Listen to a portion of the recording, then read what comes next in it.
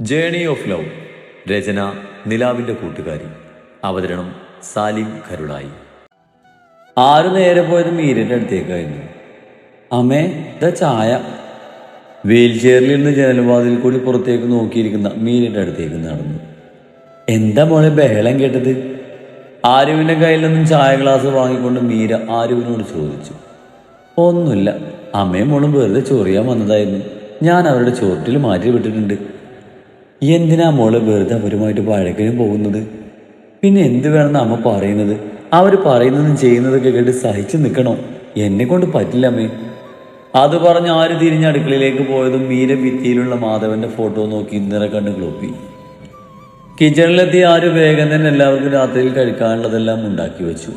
എല്ലാം വേറെ പാത്രങ്ങളിലേക്ക് പകത്തി ഡൈനിങ് ടേബിളിൽ കൊണ്ടുവച്ച് ആര് വീണ്ടും അടുക്കളയിലുള്ള ബാക്കി പണി തീർക്കാൻ തുടങ്ങി. ആരും എല്ലാ പണിയും തീർത്ത് വരുമ്പോഴേക്കും സമയം 9 മണിയായിരുന്നു. വന്നിട്ട് ഇതുവരെ ഫ്രഷ് ആകാത്തത് കൊണ്ട് ആര് റൂമിൽ പോയി ഡ്രസ്സും എടുത്ത് വരുമ്പോഴാണ് അവളുടെ ഫോൺ റിങ് ചെയ്തത്. സ്ക്രീനിൽ ദേവേട്ടനെന്ന് കണ്ടതും ആര് ചിരിയോടെ ഫോൺ എടുത്ത് ചെവിയിൽ വെച്ച് അടുക്കള പടിയിലിരുന്നു. ഹലോ ദേവേട്ട, എന്താ പതിവില്ലാതെ ഈ നേരത്തെ വിളി? ഫോൺ അറ്റൻഡ് ചെയ്തൊരു ചിരിയോടെ ദേവനോട് ചോദിച്ചു. അതെന്താ, എനിക്ക് എൻ്റെ പെണ്ണിനെ വിളിക്കാൻ നേരവും കാലൊക്കെ ഉണ്ടോ? ആരുവിൻ്റെ ചോദ്യം കേട്ട് ദേവൻ കുറുമ്പോടെ ചോദിച്ചതും ആര് പൊട്ടിച്ചിരിച്ചു പോയി. ഫോണിലൂടെ ആരുവിനെ ചിരി കേട്ട് ദേവന്റെ ചുണ്ടിലും മനോഹരമായൊരു പുഞ്ചിരി പിരിഞ്ഞു. ദേവേട്ടൻ കഴിച്ചോ? ഇല്ല, ഇന്ന് ദേവ് വരുന്നുണ്ട്, അവളെ കാത്തിരിക്ക. ആ ഷാരോൺ ഒന്ന് വരുന്നുണ്ട് എന്ന് വല്യമ്മ പറഞ്ഞു. നേരത്തെ ദേവ് വിളിച്ചിരുന്നു, അവൻ്റെ കൂടെ അവൾ വരുന്നതെന്ന്. ദേവന്റെ അനിയത്തിയാണ് ദേവു. ആൾക്ക് ആരുവിൻ്റെ സെയിം പ്രായമാണ്. ദേവ് ഷാരോൺ വർക്ക് ചെയ്യുന്ന ബാംഗ്ലൂരിലുള്ള കമ്പനിയിൽ തന്നെ വർക്ക് ചെയ്യുകയാണ്.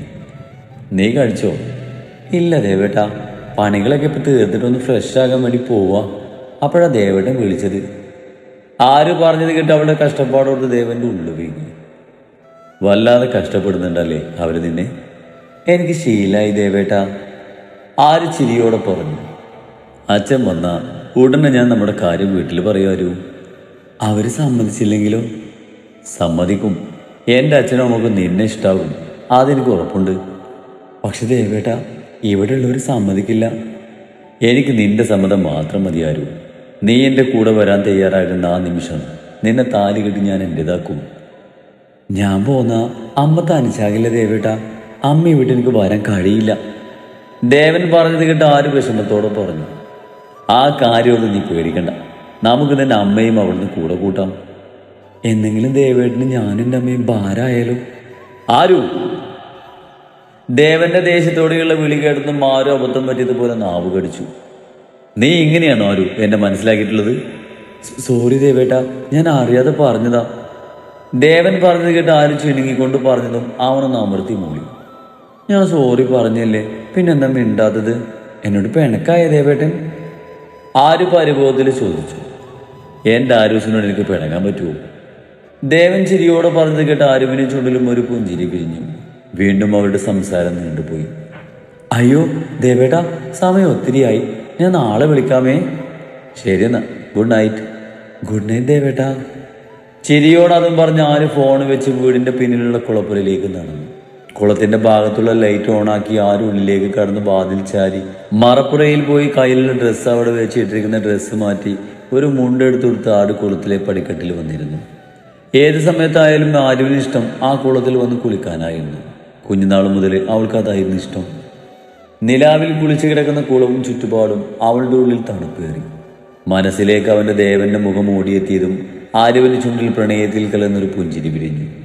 ചുണ്ടിൽ വിരിഞ്ഞ ചിരിയോട് ആരു വെള്ളത്തിലേക്ക് ഇറങ്ങിയതും വെള്ളത്തിലെ തണുപ്പ് അവളുടെ ശരീരത്തിന് കുളിര് കോയിച്ചെങ്കിലും അവളതൊന്നും കാര്യമാക്കാതെ മതിവരോളം നീന്തി തുടിച്ചു. ആര് കുളത്തിൽ നിന്നും കയറാൻ നേരത്താണ് വെള്ളത്തിൽ നിന്നൊരു കൈവന്ന് അവളെ പിടിച്ചു വലിച്ച് വെള്ളത്തിലേക്ക് ഇട്ടത്. പെട്ടെന്നായതുകൊണ്ട് ആര് പേടിച്ചു പോയിരുന്നു. വെള്ളത്തിൽ നിന്നും മുങ്ങി നിവർന്ന് ആര് പേടിച്ച് ഒച്ചവെക്കാൻ പോയതും അതിനു മുമ്പായി ഒരു ബലിഷ്ഠമായ കൈവന്ന് ആരുവിൻ്റെ വാപത്തി പിടിച്ചിരുന്നു. തീക്ഷ്ണമായ കണ്ണുകളോട് തൻ്റെ മുന്നിൽ നിൽക്കുന്ന ചെകുത്താനെ കണ്ട് ആരുവിൻ്റെ കണ്ണുകൾ മിഴിഞ്ഞു വന്നു. ഒപ്പം പേടി കൊണ്ട് അവളുടെ ദേഹം വിറച്ചു. മഹി ആരുവിൻ്റെ വാപത്തിയെ കൈയെടുത്ത് മാറ്റിയതും ആരുവിനെ തള്ളി മാറ്റി ഓടിപ്പോകാൻ നിന്നതും അതിനു മുമ്പായി മഹി ആരുവിൻ്റെ ഇടുപ്പിൽ ചുറ്റിപ്പിടിച്ച് അവൻ്റെ ഉറച്ച ദേഹത്തേക്ക് അവളെ ചേർത്ത് പിടിച്ചു. ആരുവിൻ്റെ മാരണം മഹിയുടെ നെഞ്ചിലമർന്നതും ആരുവിൻ്റെ ശരീരത്തിലൂടെ ആകമാനം മിന്നൽ കടന്നുപോയിരുന്നു. വെള്ളത്തുള്ളികൾ പറ്റിപ്പിടിച്ച് നിൽക്കുന്ന ആരുവിന്റെ വെണ്ണ പോലുള്ള കഴുത്ത് കണ്ടതും മഹിയോടെ മുഖം പൂഴ്ത്തി ആരുവിന്റെ കഴുത്തിലുള്ള വെള്ളത്തുള്ളികളെ മഹി നുണഞ്ഞെടുത്തതും അവന്റെ പ്രവൃത്തിയിൽ തരിച്ചു പോയവൾ. വിട്! പെട്ടെന്ന് ബോധം വന്നതുപോലെ ആരു മഹിയുടെ നെഞ്ചിൽ പിടിച്ച് തള്ളി മാറ്റാൻ ശ്രമിച്ച ദേഷ്യത്തിൽ പറഞ്ഞതും ആരുവിന്റെ ഇടുപ്പിലുള്ള മഹിയുടെ പിടി കൂടുതൽ മുറുകുകയല്ലാതെ കുറഞ്ഞില്ല. മഹിയോട് ചേർന്ന് നിൽക്കുമ്പോൾ ആരുവിനുള്ളിൽ വല്ലാത്ത ദേഷ്യം തോന്നി. ഡോ, തന്നോടാ പറഞ്ഞത്! ആരു ദേഷ്യത്തിൽ മഹിയോട് ഒച്ച വെച്ചു. അവന്റെ ദൃഢമായ നെഞ്ചിലും പുറത്തും കൈകൾ കൊണ്ട് ആഞ്ഞടിച്ചുകൊണ്ട് പറഞ്ഞതും മഹി ദേഷ്യത്തിൽ മുഖമുയർത്തി ആരുവിനെ നോക്കി. ഒരു നിമിഷം അവന്റെ ചുവന്ന് കലങ്ങിയ തീക്ഷ്ണമായ കണ്ണുകൾ കണ്ടതും ആരുവിൽ ഭയം നിറഞ്ഞു. എന്താടി പുന്നാര മോളെ, ഞാൻ തൊടുമ്പോ മാത്രമുള്ളൂ നിനക്ക് പ്രശ്നം? ആ മറ്റവൻ നിന്റെ ദേവേടനായിട്ട് കൊഞ്ചിക്കൊഴിഞ്ഞ് നടക്കുമ്പോ ഈ പൊള്ളലൊന്നും കാണുന്നില്ലല്ലോ. ആരുവിനെ രൂക്ഷമായി നോക്കി അവളുടെ കവളിൽ കുത്തിപ്പിടിച്ചുകൊണ്ട് മഹി പറഞ്ഞു. എന്റെ കാര്യം നിങ്ങൾ നോക്കണ്ട, ഞാൻ എനിക്ക് ഇഷ്ടമുള്ളവരുടെ കൂടെ നടക്കും, അതിന് തനിക്കെന്താ? മഹിയുടെ മുഖഭാവം കണ്ട് ആരുവിൽ ഭയം തോന്നിയെങ്കിലും ഉള്ളിലെ ഭയം അടക്കി നിർത്തി തന്റെ കവളിൽ കുത്തിപ്പിടിച്ച മഹിയുടെ കൈകൾ തട്ടിമാറ്റി ദേഷ്യത്തിൽ ആരും മഹിക്ക് നേരെ ചീറിക്കൊണ്ട് പറഞ്ഞു. പൊന്ന പുന്നാര മോളെ, നീ എനിക്കെതിരെ ശബ്ദമുയർത്താനായോ? അതും പറഞ്ഞ് ആരുവിനെ മുറുകെ ചേർത്ത് പിടിച്ച് ആരുവിനെ ആകമാനം നുരിഞ്ഞു നോക്കി. പെട്ടെന്നാണ് ആരുവിന് തന്റെ കോല ഓർമ്മ വന്നത്. ഉടുത്തിരിക്കുന്ന മുണ്ട് നിറഞ്ഞ് ദേഹത്തൊട്ടി കിടക്കുന്നത് കൊണ്ട് അതിലൂടെ അവളുടെ ശരീരത്തിലെ ആകാരവിളി മഹിക്ക് കൃത്യമായി കാണാമായിരുന്നു.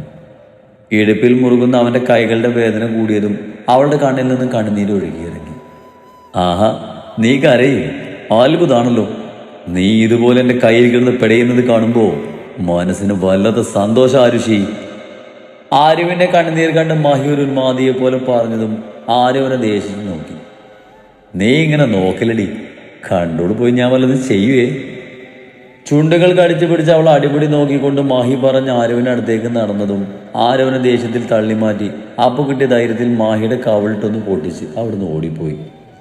ആരുപോയ വഴിയൊന്ന് നോക്കി മഹി അടി കിട്ടിയ കവള് മുഴിഞ്ഞ് ദേഷ്യത്തിൽ കുളത്തിൽ നിന്ന് കയറി റോഡിലേക്ക് ഇറങ്ങി റോഡിന്റെ സൈഡിൽ നിർത്തിയിട്ട് അവന്റെ താറുമെടുത്ത് വേഗത്തിൽ പറപ്പിച്ച് അവിടുന്ന് പോയി.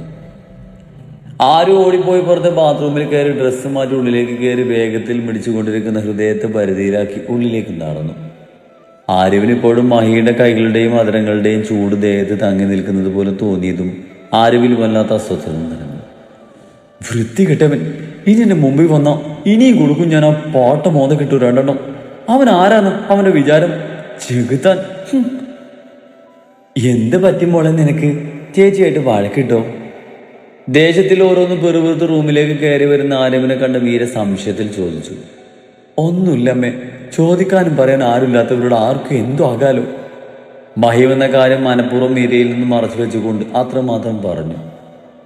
ഷാരുണേട്ടൻ വന്നെന്ന് തോന്നുന്നു. പുറത്ത് കാറ് വന്ന് നിൽക്കുന്ന ശബ്ദം കേട്ട് ആരും മീരയോടായിട്ട് പറഞ്ഞു.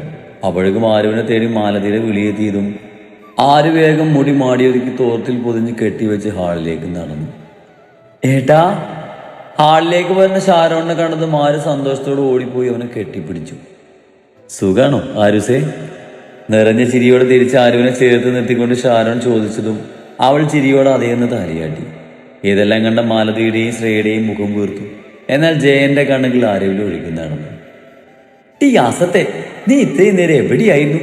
ഞാൻ എത്ര നേരമായി നിന്നെ വിളിക്കുന്നു? ഇതെല്ലാം ഇഷ്ടപ്പെടാതെ മാലതി ദേഷ്യത്തിൽ ആരുവിനോട് പറഞ്ഞു. ഞാൻ റൂമിലായിരുന്നു. 24 മണിക്കൂറും അതിനുള്ളിൽ അടയിരിക്കുകയാണല്ലോ. നോക്കി നിൽക്കാതെ ഈ ബാഗെല്ലാം എടുത്തുകൊണ്ട് റൂമിൽ വെച്ച് എന്റെ മോന് കഴിക്കാണത് എടുത്തു വെക്ക്. ഷാരോൺ കൊണ്ടുവന്ന ബാഗുകൾ നോക്കി മാലതി ആരുവിനോട് ശബ്ദം കടുപ്പിച്ച് പറഞ്ഞു. വേണ്ട, ഞാൻ കൊണ്ടുവച്ചോളാം. ഇവിടെ വരെ കൊണ്ടുവരാൻ അറിയാമെങ്കിൽ റൂമിൽ കൊണ്ടുവെക്കാൻ എനിക്കറിയാം. മാലതി ആരുവിനോട് പറഞ്ഞത് ഇഷ്ടപ്പെടാതെ അതും പറഞ്ഞ് ബാഗുകളുമായി ഷാരോൺ റൂമിലേക്ക് കയറിപ്പോയതും മാലതി ചൂളിപ്പോയി. ഡീ, നോക്കി നിൽക്കാതെ പോയി കഴിക്കാൻ എടുത്തു വെക്ക്. ഷാരോൺ തന്നോട് പറഞ്ഞതിലുള്ള ദേഷ്യം അവർ ആരവരോട് തീർത്തതും ആരവരെ ഒന്ന് തറപ്പിച്ചു നോക്കി അവിടുന്ന് കിച്ചണിലേക്ക് നടന്നു.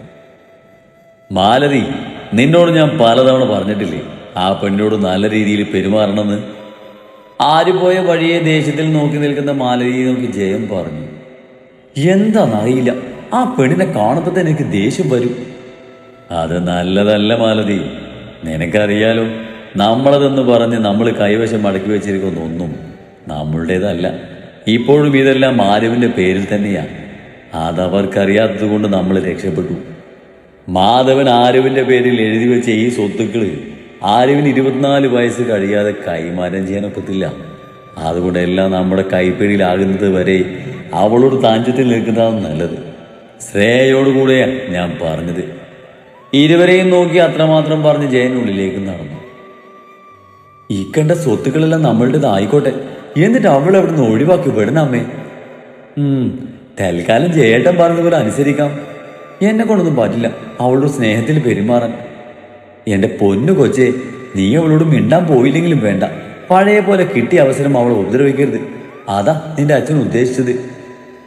അത്രയും പറഞ്ഞ് മാലതി അവിടുന്ന് പോയതും ശ്രേയ ദേശത്തെ സെറ്റിയിലേക്ക് ഇരുന്നു. എന്തെങ്കിലും കാരണം ഉണ്ടാക്കി ആരും വേദനിപ്പിക്കുന്നത് അവൾക്ക് ഇഷ്ടമുള്ള കാര്യമായിരുന്നു. പെട്ടെന്ന് അവളുടെ ഉള്ളിലേക്ക് ദേവനോട് ചേർന്ന് നിൽക്കുന്ന ആരുവിന്റെ ഓർമ്മ വന്നതും മുഖം ദേഷ്യം കൊണ്ട് വലിഞ്ഞു മുറുക്കി. ഇല്ല അരുഷി, കണിമംഗലത്തെ ദേവതത്തിന് ഒരിക്കലും നിനക്ക് കിട്ടില്ല. അതിന് ശ്രേയ അനുവദിക്കില്ല. പലരും സ്വയം അത് പറയുമ്പോൾ അവളുടെ ഉള്ളിൽ ആരുവിനോടുള്ള പകയും ദേവനോടുള്ള ആസക്തിയും ശ്രേയയിൽ നിറഞ്ഞു നിന്നു.